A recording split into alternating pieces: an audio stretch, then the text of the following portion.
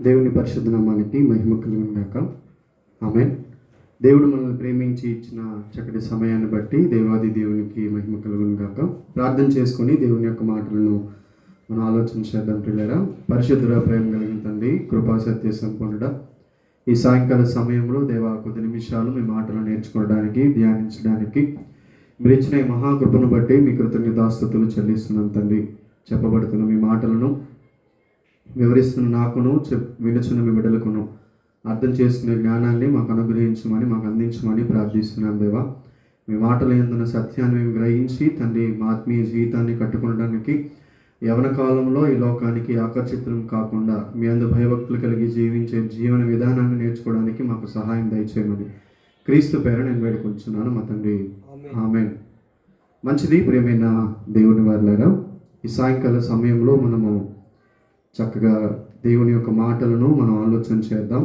దేవుడు మనకు అనుగ్రహించిన ఈ మహాకృపను బట్టి ఆత్మీయ జీవితంలో మనం ఎదగడానికి, కుటుంబం అంతా ఎదగాలి అంటే, కుటుంబం దేవుని సన్నిధిలో కూర్చుండబడాలి అంటే, దేవుని యొక్క నామం మహిమపరచబడాలి అంటే, కుటుంబంలో ఉన్న ప్రతి ఒక్కరి బాధ్యత దేవుని సన్నిధిలో సమయం గడపడం.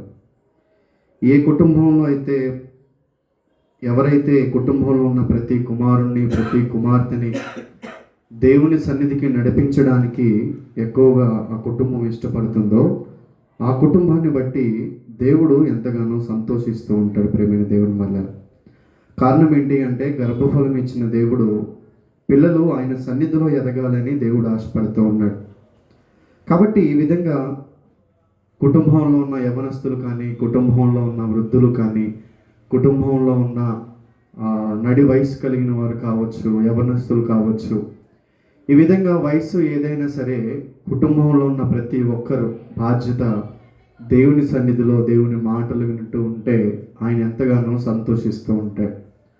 మానవాళిగా తల్లిదండ్రుల మాటలు పిల్లలు ఎప్పుడైతే మంచి మనసుతో వింటూ ఉంటారో తండ్రి అప్పుడు ఆనందపడుతూ ఉంటాడు.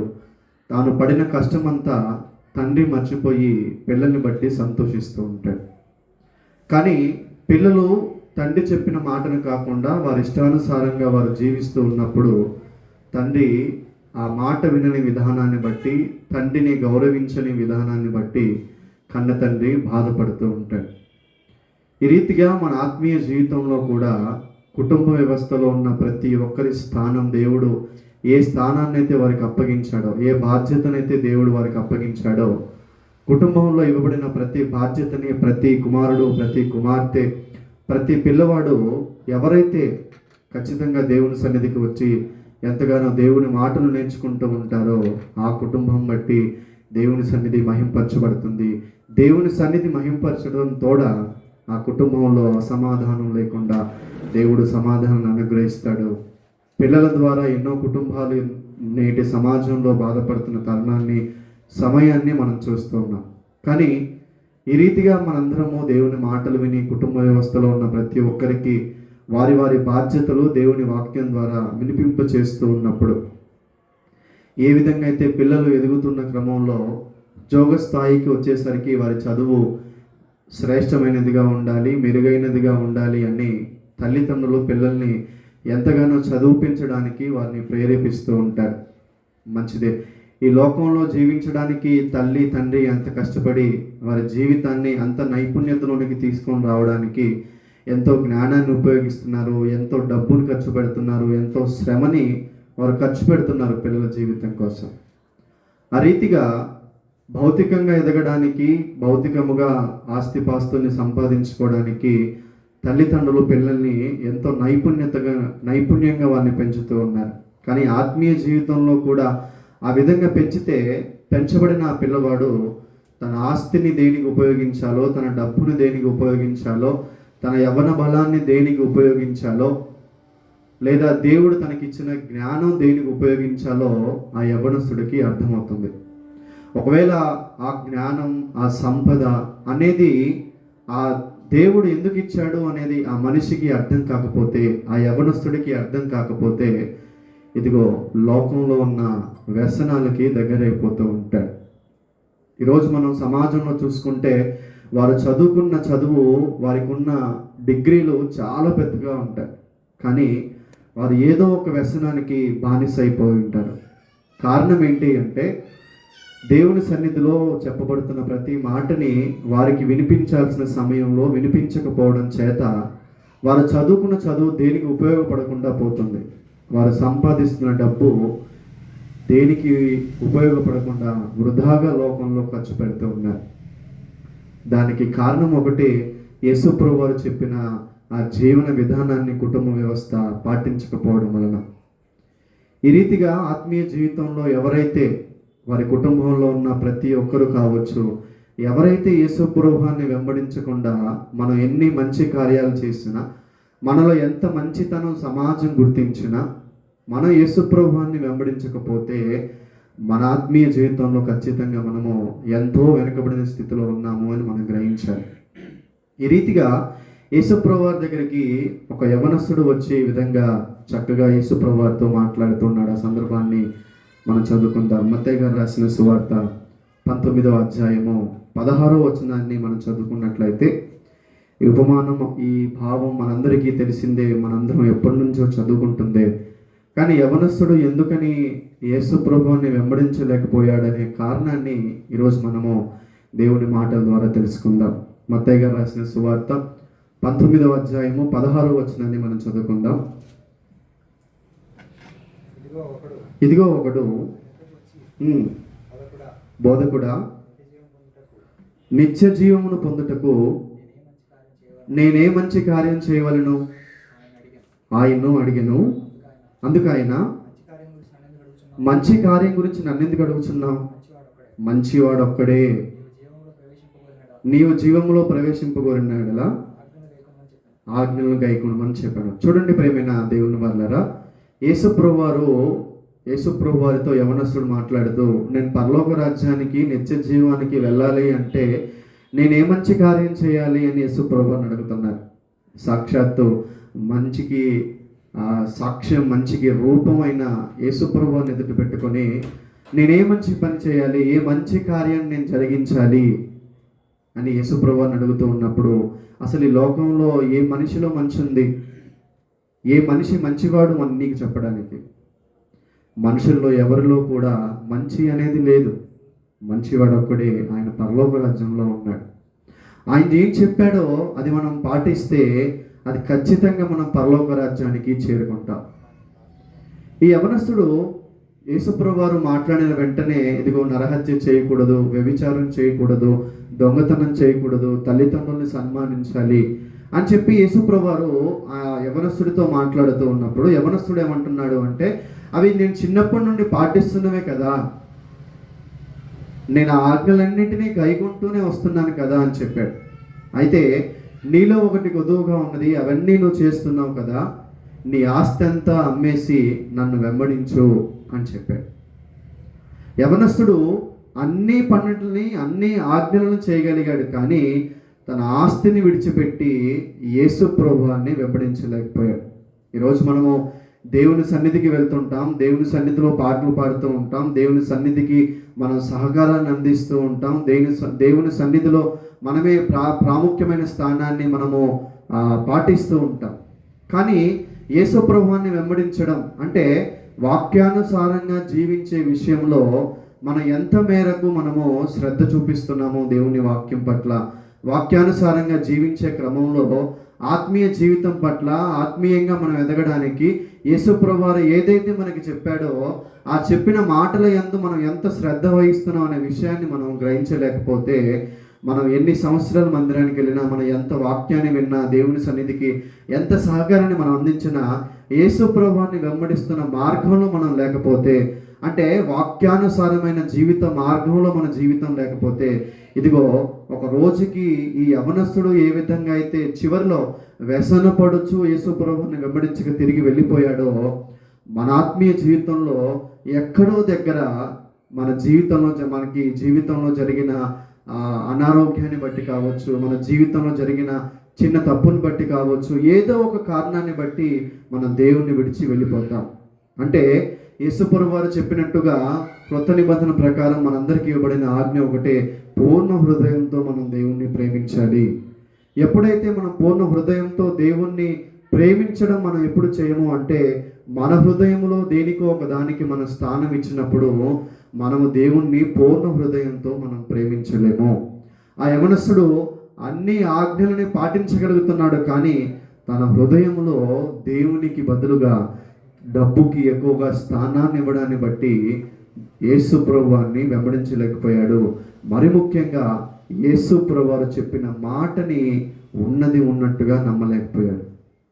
ఈరోజు మనం వాక్యం వింటూ ఉంటాం, వాక్యాన్ని చదువుతూ ఉంటాం, కానీ ఏదైతే మనకి వాక్యం చెప్తుందో చెప్పినది చెప్పినట్టుగా మనం చేస్తేనే మన ఆత్మీయ జీవితం మెరుగుపడుతూ ఉంటుంది. అంతేకాని మనము మన ఆలోచనలు, మన జ్ఞానాన్ని కలిపి వాక్యాన్ని ఎప్పుడైతే చదువుతూ ఉంటామో అది కలిపి చెరపబడుతుంది. మనము చివరికి దేవుని సన్నిధికి దూరం అవ్వాల్సిన పరిస్థితి ఏర్పడుతూ ఉంటుంది. కాబట్టి ఈ యవనస్తుడు మంచి హృదయంతో దేవుణ్ణి ప్రేమించగలుగుతున్నాడు. మంచి హృదయంతో ఆ యవనస్తుడు దేవుణ్ణి ఆజ్ఞలన్నిటినీ పాటించగలుగుతున్నాడు, కానీ తన హృదయంలో యేసు ప్రభువారికి స్థానాన్ని ఇవ్వలేకపోతున్నాడు, దేవునికి స్థానాన్ని ఇవ్వలేకపోతున్నాడు. అందుకనే తన జీవితంలో కలిగి ఉన్న ఆస్తిని తాను విడిచిపెట్టలేకపోయాడు. కాబట్టి మన హృదయంలో మనం దేనికైతే స్థానాన్ని ఇస్తామో దానినే మనం వెంబడిస్తూ ఉంటాము. అందుకని చక్కగా వాక్యం చెప్పబడింది, హృదయం దేనితో అయితే నిండి ఉంటుందో నోరు అదే మాట్లాడుతుంది అని మనకు చక్కగా వాక్యం సెలవిస్తుంది. కాబట్టి ఈ యవనస్తుడు జీవితంలో ఆజ్ఞలన్నిటినీ పాటించగలుగుతున్నాడు, కానీ యవనస్తుడు దేవుణ్ణి వెంబడించలేకపోతున్నాడు, అనగా యేసు ప్రభువాన్ని వెంబడించలేకపోతున్నాడు. కాబట్టి ఈ యవనస్తుడి జీవితం ఏమైపోయింది అంటే, ఆత్మీయంగా విగ్రహారాధనలోనికి ఈ యొక్క యవనస్తుడి జీవితం వెళ్ళిపోయింది అని మనం చెప్పుకోవాలి. కారణం ఏంటి అంటే, మనం ఎప్పుడైతే మన హృదయంలో యేసు ప్రభువారికి స్థానాన్ని ఇవ్వకుండా మరి వేటికైనా మనం స్థానాన్ని ఇస్తే అది విగ్రహారాధనగా దేవుడు మనకి గ్రంథం ద్వారా తెలియచేస్తూ ఉన్నాడు. మనం సమాజంలో కనిపిస్తున్న వారిని బట్టి మనం ప్రశ్నిస్తూ ఉంటాం, సమాజంలో కనిపిస్తున్న వారిని మనం హేళన చేస్తూ ఉంటాం, కానీ మన ఆత్మీయ జీవితాన్ని మనమే ఒకసారి పరీక్షించుకుంటే నిజంగా మనం పూర్ణ హృదయంతో దేవుణ్ణి ఆరాధిస్తున్నామా, నిజంగా మనం పూర్ణ హృదయంతో దేవుని సన్నిధికి వెళ్తున్నాం అనే విషయాన్ని మనం గ్రహించగలిగితే మనము నిజంగా ఆరాధనలో ఉన్నామా, విగ్రహారాధనలో ఉన్నామా అనేది క్రైస్తవుల జీవితాన్ని వాక్యం నిర్ణయిస్తూ ఉంటుంది. కాబట్టి ఒకరిని హేళన చేయడం, ఒకరిని దూషించడం, మన జ్ఞానాన్ని బట్టి ఒకరిని ప్రశ్నించడం చాలా సులువు, కానీ ఆ వ్యక్తికి సమాధానాన్ని చెప్పి దేవుని దగ్గరికి నడిపించడం చాలా కష్టతరమైనది. కాబట్టి ప్రేమైన దేవుని వల్లరా, ఈ యవనస్తుడు తన జీవితంలో నేను దేవునికి ఆరాధన చేస్తున్నాను అనుకున్నాడు, కానీ తన హృదయంలో దేవుని కంటే బదులుగా డబ్బుకి, ధనానికి స్థానాన్ని ఇచ్చి విగ్రహారాధనలో ఉండిపోయాడు. అందుకనే నిజమైన ఆరాధన ఆ యవనస్తుడు చేయలేకపోయాడు, నిజమైన ఆరాధన క్రమం ఆ యవనస్తుడు తెలుసుకోలేకపోయాడు. కాబట్టి యేసు ప్రభువాన్ని వెంబడించలేకపోయాడు. ఈరోజు మన ఆత్మీయ జీవితంలో మనం ఆశీర్వదించబడాలి అంటే, మన ఆత్మీయ జీవితంలో మనం క్షేమాభివృద్ధిలోనికి రావాలి అంటే, యవన కాలంలో ఉన్న మన బలము, మనం సంపాదిస్తున్న డబ్బు, మన జ్ఞానము ఏదైనా సరే దేవుడు మనకిస్తే దేవుని కొరకు ఎలా ఉపయోగించాలో మనకి ఎప్పుడు తెలుస్తుంది అంటే, దేవుని మాటలు కుటుంబం పిల్లలకి వినిపించినప్పుడు వారు డబ్బు దేనికి ఉపయోగపెట్టాలో, దాన్ని దేనికి వాడాలో పిల్లలకి అప్పుడు అర్థమవుతూ ఉంటుంది. వారి జ్ఞానం దేనికి ఉపయోగించాలో, వారి శక్తి దేనికి ఉపయోగించాలో వాక్యం వింటూ ఉన్నప్పుడు వారికి అర్థమవుతూ ఉంటుంది. అంతేకాని సన్నిధికి వెళ్ళాలి, పాటలు పాడాలి, చప్పట్లు కొట్టాలి, కానుకలు వేయాలి, ప్రతి ఆదివారం క్రమం తప్పకుండా మనం మందిరానికి వెళ్ళాలి అనే క్రమాన్ని మనము కుటుంబానికి నేర్పిస్తే వారు అదే నేర్చుకుంటారు. కానీ వాక్యంలో ఉన్న సత్యం ఏంటి, వాక్యంలో ఉన్న భావం ఏంటి అనేది పిల్లలకి నేర్పించే విషయంలో ఎవరైతే నిర్లక్ష్యంగా ఉంటారో వారి పిల్లలు యవన కాలంలోనికి వచ్చిన తర్వాత, యవన దశ దాటిన తర్వాత వారికి ఉన్న డబ్బు, వారికి ఉన్న బలము, వారికి ఉన్న అందచందాలు, వారికి ఉన్న శక్తి ఏదైనా కావచ్చు దేవుడిచ్చింది, ప్రతిదీ వారు లోకం కొరకే ఉపయోగిస్తారు. కారణం ఏంటి అంటే, దేవుడు నాకు ఎందుకు ఈ శక్తిని ఇచ్చాడు, దేవుడు నన్నెందుకు ఈరోజు సచివ లెక్కలో ఉంచాడు, దేవుడు ఎందుకు నాకు ఈ డబ్బు ఇస్తున్నాడు అనే విషయాన్ని యవనస్తుడు గ్రహించలేకపోతే ఈరోజు దుర్వ్యసనాలకి యవనస్తుడు ఆ డబ్బును ఖర్చు పెడుతూ ఉంటాడు. తండ్రి అడుగుతాడు, ఎందుకు నువ్వు ఉదయం నుంచి సాయంత్రం వరకు కష్టపడిన డబ్బంతా ఎందుకు ఆ బార్ షాప్ పెడుతున్నావు అంటే, కష్టం నాది, ప్రశ్నించడానికి నీకు హక్కు లేదు అంటాడు. అంతే కదా, ఉదయం నుంచి కష్టపడి చేసింది నేను, నా డబ్బు నా ఇష్టం అంటాడు, నా శక్తి నా ఇష్టం అంటాడు. దేవుని కొరకు ఆ డబ్బును ఖర్చు పెట్టాలనే విషయం ఆ యవనస్తుడు గ్రహించలేడు. తండ్రి అడిగినా కూడా తండ్రి మాటకి విరుద్ధంగానే జవాబు చెప్తూ ఉంటాడు. కారణం ఏంటి అంటే, నేర్పించాల్సిన దశలో, నేర్పించాల్సిన వయసులో వాక్యం యొక్క భావం తండ్రి తల్లి వారికి నేర్పించకపోవడం చేత, దేవుని మాటలు వారికి వినిపించకపోవడం చేత ఆ యవనస్తుడు యేసుప్రభువారి ఎదుట నిలబడి, అయ్యా నేను పరలోక రాజ్యానికి వెళ్ళాలి అంటే నేనేం చేయాలి అంటే, నీ ఆజ్ఞలని పాటిస్తూనే ఉన్నావు, నువ్వైతే నన్ను వెంబడించు అని చెప్పాడు. ఈరోజు యవనస్తులకి మన ఆత్మీయ జీవితంలో మనము వాక్యమే చెబుతూ ఉంటే ఎక్కువగా ఎవరు కూడా ఇష్టపడరు. ఆరాధన విషయంలో, ఆరాధన భాగంలో లోకంలో కనిపిస్తున్నట్టు, సమాజంలో చూపిస్తున్నవన్నీ చూపిస్తుంటే అది ఆరాధన అనుకొని నిజమైన వాక్యాన్ని విడిచిపెట్టి యవనస్తులు ఈరోజు లోకంలో వ్యసనాలకి బానిసలైపోతూ ఉన్నారు. కాబట్టి ప్రియమైన దేవుని వల్లరా, ఈ యవనస్తుడికి తెలుసు పాపం చేయకూడదని తెలుసు, దొంగతనం చేయకూడదని తెలుసు, వ్యభిచారం చేయకూడదని తెలుసు, ఎవరి దగ్గర అక్రమంగా దోచుకోకూడదని తెలుసు, తల్లిదండ్రుల్ని సన్మానించాలని తెలుసు. అసలు ఈ వ్యక్తి, ఈ యవనస్తుడి జీవితంలో ఈ లోపం ఉంది అని చెప్పడానికి ఏదీ లేదు. అన్నీ మంచిగా పాటిస్తూ వస్తున్నాడు. అసలు చిన్నప్పటి నుంచి నేను తూచా తప్పకుండా కుడికి కానీ ఎడమకి కానీ తప్పిపోకుండా నేను జీవిస్తున్నానని చెప్తున్నాడు యవనస్తుడు. అయితే నీలో ఒక్కటి కొదువుగా ఉంది, దాన్ని విడిచిపెట్టి నన్ను వెంబడించని చెప్పాడు. సంఘ కాపరి అయినా, సమాజమైనా, అధికారులైనా ఒక వ్యక్తి జీవితంలో ఉన్న లోపాన్ని గుర్తించలేకపోవచ్చేమో, కానీ ఎదుటి వ్యక్తిలో ఉన్న లోపాన్ని యేసుప్రభువు గుర్తించగలుగుతాడు. ఆ యవనస్తుడి జీవితంలో ఉన్న లోపం ఏంటి అంటే, లోకాన్ని విడిచిపెట్టి యేసుప్రభువుని వెంబడించలేకపోయాడు. అక్కడే రాయబడి ఉంది, వ్యసనం పడుచు వెళ్ళిపోయాడు.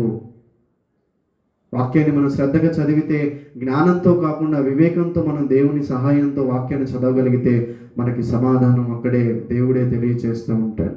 కాబట్టి ఆ యవనస్తుడు దేవుని విడిచిపెట్టి వెళ్ళడానికి కారణం ఒకటే, అన్నీ పాటించగలుగుతున్నాడు కానీ తన హృదయంలో దేవునికి స్థానాన్ని ఇవ్వలేకపోతున్నాడు. భౌతికంగా ఎంతో మంచివాడిగా పేరు ప్రఖ్యాతులు సంపాదించుకున్నాడు కానీ ఆ యవనస్తుడు యేసుప్రభువుని వెంబడించలేకపోతున్నాడు. పొట్టి జగ్గయ్య గారి జీవితాన్ని గురించి మనం ప్రతిరోజు చదువుకుంటూ ఉంటాం. పొట్టి జగ్గయ్య గారికి ఎప్పుడు కూడా ధర్మశాస్త్రం వింటున్నట్టుగా, దేవుని వాక్యం వింటున్నట్టుగా ఎప్పుడు కూడా మనకి దాఖలా లేవు. కానీ యేసుప్రభువు ఎప్పుడైతే ఇంట్లో అడుగు పెట్టాడో, యేసుప్రభువు చెప్పక ముందే, ఇదిగో నేను ఎవరి దగ్గర అయితే అక్రమంగా దోచుకున్నానో, ఎవరి దగ్గర అయితే పన్ను నేను వసూలు చేశానో వారికి నేను తిరిగి రెట్టింపుగా ఇచ్చేస్తాను అని చెప్పేశాడు. యేసుప్రభువు ఇమ్మని చెప్పలా, ఆయనే మనసు కలిగి ఇచ్చేశాడు. అంటే నిత్యము చిన్నప్పటి నుంచి ప్రతిరోజు ఆజ్ఞలు తూచా తప్పకుండా పాటిస్తున్న ఈ యవనస్తుడు యేసుప్రభువుని వెంబడించలేకపోయాడు. పొట్టి జగ్గయ్య గారికి వాక్యం అంటే ఏంటో తెలియదు, యేసుప్రభువు అంటే ఏంటో తెలియదు. ఒక్కసారి ఆయన నేను చూడాలనుకొని వెళ్ళాడు, చూశాడు. యేసుప్రభువు ఇంట్లోనికి రాగానే ఆ ఇంటికి రక్షణ వచ్చింది. అంటే మన జీవితంలో మనం ఎన్ని సంవత్సరాల నుంచి దేవుని సన్నిధికి వెళ్తున్నాం అనేది ప్రాముఖ్యం కాదు. మనకి ఎన్ని సంవత్సరాల నుంచి యేసుప్రభువు తెలుసు అనేది ప్రాముఖ్యం కాదు. మన సన్నిధికి ఎంత ఇస్తున్నాం అనేది ప్రాముఖ్యం కాదు. మన పొజిషన్ సన్నిధిలో ఏంటి అనేది ప్రాముఖ్యం కాదు. మనము యేసుప్రభువుని వెంబడిస్తున్నామా లేదా అనేదే ప్రాముఖ్యం. మన వాక్యానుసారంగా జీవిస్తున్నామా లేదా అనేదే ప్రాముఖ్యం. యేసుప్రభువుకి అదే కావాలి. వీరు నాలాంటి మాదిరి కలిగి జీవిస్తున్నారా లేదా, వీరు ఆరాధనలో ఉన్నారా, విగ్రహారాధనలో ఉన్నారా అనేది సమాజాన్ని దేవుడు ప్రశ్నించకపోవచ్చు, కానీ క్రైస్తవుని ఖచ్చితంగా దేవుడు ప్రశ్నిస్తాడు. మీరు అనుకుంటున్న ఆరాధన మీరు చేయకండి. వాక్యం ఎలాంటి ఆరాధన చెప్తుందో అది మాత్రమే మీరు చేయండి. మన హృదయంలో యేసుప్రభువుకి స్థానాన్ని ఇవ్వకుండా, మనం ఎంతగా ఆరాధనలో ఉప్పొంగిపోయినా, ఎంతగా ఆరాధనలో ఉత్తేజింపబడినా, మన హృదయంలో యేసుప్రభువుకి స్థానాన్ని ఇవ్వకపోతే అదే విగ్రహారాధనే అని వాక్యం మనకు సెలవిస్తుంది. ఇజ్రాయేలు ప్రజలు యేసు దేవుని మాటను వినకుండా వారు అరణ్యంలో ఎన్నో సంవత్సరాలు వారు ప్రయాణం చేశారు. రాలిపోయిన వారిని మనం ఎంతో మందిని చూస్తూ ఉంటాం. కారణం ఏంటి అంటే, దేవుని మాటను వినాలి అని వారు మనసుకు చెప్పారు కానీ వారి హృదయంలో దేవునికి మాత్రం వారి స్థానాన్ని ఇవ్వలేకపోయారు. ఈ యవనస్తుడు కూడా యేసుప్రభువు మాటని ధిక్కరించి వ్యసనపడుచు ఎందుకు తిరిగి వెళ్ళిపోయాడు అంటే, అన్నీ పాటించగలుగుతున్నాడు కానీ వాక్యాన్ని ప్రేమించలేకపోతూ ఉన్నాడు. కాబట్టి వారి తల్లిదండ్రులు వారికి ఆ యవనస్తుడికి ఆస్తిని సంపాదించి పెట్టారు. ఆ యవనస్తుడికి ధర్మశాస్త్రాన్ని బోధించారు, అన్నీ పాటించమని చెప్పారు. కానీ అందులో ఉన్న బాల శిక్షకుడు యేసు ప్రభువాన్ని వారి తల్లిదండ్రులు ఆ యవనస్తుడికి పరిచయం చేయలేకపోయారు. ఈరోజు భౌతికంగా ఎన్నో ఆచరణలు మనం నేర్చుకున్న మన ఆత్మీయ జీవితంలో యేసు ప్రభువు లాంటి మాదిరికరమైన జీవితం మనలో లేకపోతే మనం యేసు ప్రభువాన్ని విడిచిపెట్టి విగ్రహారాధనలోనికి వెళ్ళిపోతాం. అనగా దేవుని మాటను ధిక్కరిస్తాం. క్రైస్తవ సమాజానికి దేవుడు ఇచ్చిన హెచ్చరిక ఇది. మన హృదయంలో దేవుని మాటకి స్థానం లేదు అంటే మనమే విగ్రహాలలో ఉన్నామని దేవుడు చెప్తున్నాడు. ఎదుటి వారిని ప్రశ్నించడానికి ముందుగా మన హృదయాన్ని మనమే ఒకసారి పరిశీలన చేసుకోవాలి. మన జీవితం వాక్యానుసారంగా ఉంటే అది ఆరాధన. మన జీవితం వాక్యానుసారంగా యేసు ప్రభువు చెప్పిన మాదిరి మనలో లేకపోతే క్రైస్తవుడే విగ్రహారాధన చేస్తున్నాడు. వారు కొందరు తెలియక చేస్తున్నారు, క్రైస్తవులు తెలిసి చేస్తున్నారు. వాక్యం తెలిసి దేవుడు అందును బట్టి వారిని బట్టి దేవుడు ప్రశ్నిస్తూ ఉన్నాడు. కాబట్టి ఆ యవనస్తుడు అన్నీ సంపాదించుకోగలిగాడు, కానీ క్రీస్తుని పోగొట్టుకున్నాడు. ఈరోజు మనం అన్నీ సంపాదించుకున్నా క్రీస్తుని పోగొట్టుకుంటే, అనగా వాక్యాన్ని మన హృదయంలో పెట్టుకునే స్థానాన్ని మనం దేవునికి ఇవ్వకపోతే ఈ లోకంలో మనం ఎంత సంపాదించుకున్నా, ఎంత పేరు ప్రఖ్యాతులు ఉన్నా, ఎంతమంది మనకి పరిచయం ఉన్నా యేసు ప్రభువారు మనల్ని అంగీకరించడు. ఆ యవనస్తుడికి ఎంతో పలుకుబడి ఉండవచ్చు, ఆ యవనస్తుడికి ఎంతో డబ్బుండి ఉండవచ్చు. అప్పుడు యేసు ప్రభువారు వేసిన ప్రశ్న ఒకటే, వాటన్నిటిని పక్కన పెట్టి ఇప్పుడైతే నన్ను వెంబడించు అని చెప్పాడు. అది ఆ పని చేయలేకపోయాడు యవనస్తుడు. ఈరోజు మన జీవితంలో కూడా మనం అన్నీ పాటించవచ్చు, కానీ యేసు ప్రభువుని వెంబడిస్తూ వాక్యానుసారంగా జీవించే విషయంలో ఎప్పుడైతే మనం వెనుతిరిగి అడుగులు వేస్తామో, అదిగో ఆ యవనస్తుడు క్రమేణా ఎలాగైతే యేసు ప్రభువుని వెంబడించాలని తెలిసి వెనకడుగులు వేసి విగ్రహారాధనలోనికి వెళ్ళిపోయాడో, ఈరోజు వాక్యం వింటున్న మనము మన ఆత్మీయ జీవితంలో మన హృదయంలో దేవుని వాక్యానికి స్థానం ఇవ్వకపోతే క్రైస్తవులే విగ్రహారాధనలో ఇంకా ఉండిపోయారు అనే విషయాన్ని ఈ యవనస్తుడి ద్వారా దేవుడు మనకు తెలియచేస్తున్నాడు. అలాంటి జీవితం చెబుతున్న నాలో, మనలో, వింటున్న వారిలో ఎవరిలోనైనా ఇలాంటి విగ్రహారాధన జీవితం ఉంటే దేవుడు ఒకసారి మన జీవితాన్ని ఒకసారి స్వపరీక్ష చేసుకొని ఆ విగ్రహారాధన నుంచి తొలగించబడి నిజమైన ఆరాధన, యేసు ప్రభువారు చెప్పిన ఆరాధన జీవితంలోనికి మనందరం రావాలని కోరుకుంటూ, ఆ యవనస్తుడికి చెప్పబడింది వాక్యం, కానీ గ్రహించలేకపోయాడు. ఈరోజు వాక్యం వింటున్న మనము గ్రహించి యథార్థమైన ఆరాధన, నిజమైన ఆరాధనలోనికి, క్రీస్తు మాదిరికరమైన జీవితంలోనికి మనందరం రావాలని కోరుకుంటూ నేను మాటలు ముగిస్తున్నాను. చిన్న ప్రార్థన చేసుకుందాం. పరిశుద్ధుడా, ప్రేమ కలిగిన తండ్రి, కృపా సత్య సంపన్నుడా, దేవ, యవనస్తుడు తన జీవితంలో చిన్ననాటి నుండి దేవ యవన ప్రాయం వరకు ఏ ఆజ్ఞల విషయంలో తప్పిపోకుండా 100% ఎంతో చక్కగా కుడికి ఎడమకి తొలగిపోకుండా ఎంతో మంచి సాక్ష్యాన్ని యవనస్తుడు కలిగి ఉన్నట్టుగా కనిపిస్తుంది నాయన. కానీ తాను చివరిలో క్రీస్తును వెంబడించలేకపోయాడు తండ్రి. మా జీవితంలో మేము సన్నిధికి వెళ్తూ ఉన్నా, మా జీవితంలో మేము దేవుని సన్నిధికి సహాయం చేస్తూ ఉన్నా, ఎన్ని పన్నిట్లో మేము ముందుగా ఉన్నా కూడా వాక్యానికి మా హృదయంలో మేము స్థానాన్ని ఇవ్వకపోతే దేవా, క్రీస్తు మాలో నిలబడడు అని, క్రీస్తు మాదిరికరమైన జీవితం మాలో ఉండదు అని మీరు యవనస్తుడి ద్వారా మాకు తెలియజేశారు తండ్రి. నేర్చుకున్న యవనస్తుడి జీవితం దేవా ప్రతి కుటుంబం వారి పిల్లలకి నేర్పించలాగున, నిజమైన ఆరాధన, నిజమైన మాదిరి, క్రీస్తు మాదిరి వారి పిల్లల్లో చూడలాగున వారి కుటుంబాలకి జ్ఞాన వివేకాలు దయచేయమని క్రీస్తు పేర వేడుకుంటున్నాను మా తండ్రి. ఆమేన్.